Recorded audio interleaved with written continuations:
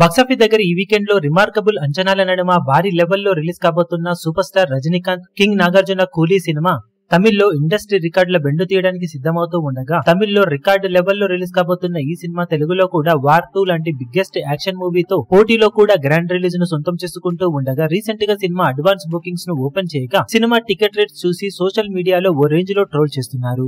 Normal గా పెద్ద సినిమాలకు టికెట్ హైక్స్ పెడతారు, కానీ డబ్ మూవీ అయిన కూలీకి కూడా తెలుగులో రాష్ట్రాలలో టికెట్ హైక్స్ ను పెంచారు. జీఎస్టీ తో కలిపి కొన్ని సెంటర్స్ లో 300కు పైగా టికెట్ రేట్ ఉండగా చాలా సెంటర్స్ లో 420కి పైగా టికెట్ రేట్స్ పెట్టారు. ఇక్కడ టాప్ స్టార్ కి పెట్టే రేంజ్ టికెట్ రేటు అది. అదే టైంలో సొంత గడ్డ అయిన తమిళనాడులో చెన్నైలోని మల్టీప్లెక్స్ లో యావరేజ్ గా టికెట్ రేటు 185 మాత్రమే ఉంది. దాంతో ఆ రేట్స్ తో తెలుగు రాష్ట్రాల రేట్స్ ను కంపేర్ చేస్తూ ఈ రేంజ్ లో రేట్స్ ఏంటి అంటూ అందరూ సోషల్ మీడియాలో ట్రోల్ చేస్తున్నారు.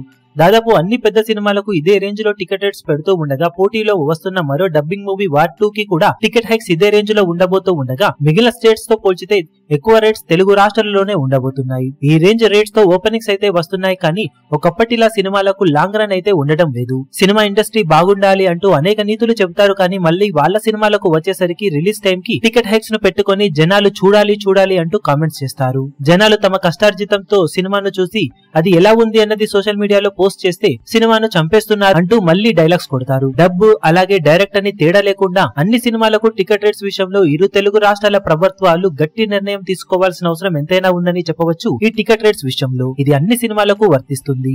ఈ వీడియో మీకు నచ్చినట్లయితే లైక్ చేయండి, షేర్ చేయండి, ఛానల్ ను సబ్స్క్రైబ్ చేయడం మాత్రం మరవకండి. ఏ చిన్న అప్డేట్ ను మిస్ అవ్వకూడదు అనుకుంటే బెల్ ఐకాన్ ను ప్రెస్ చేయండి.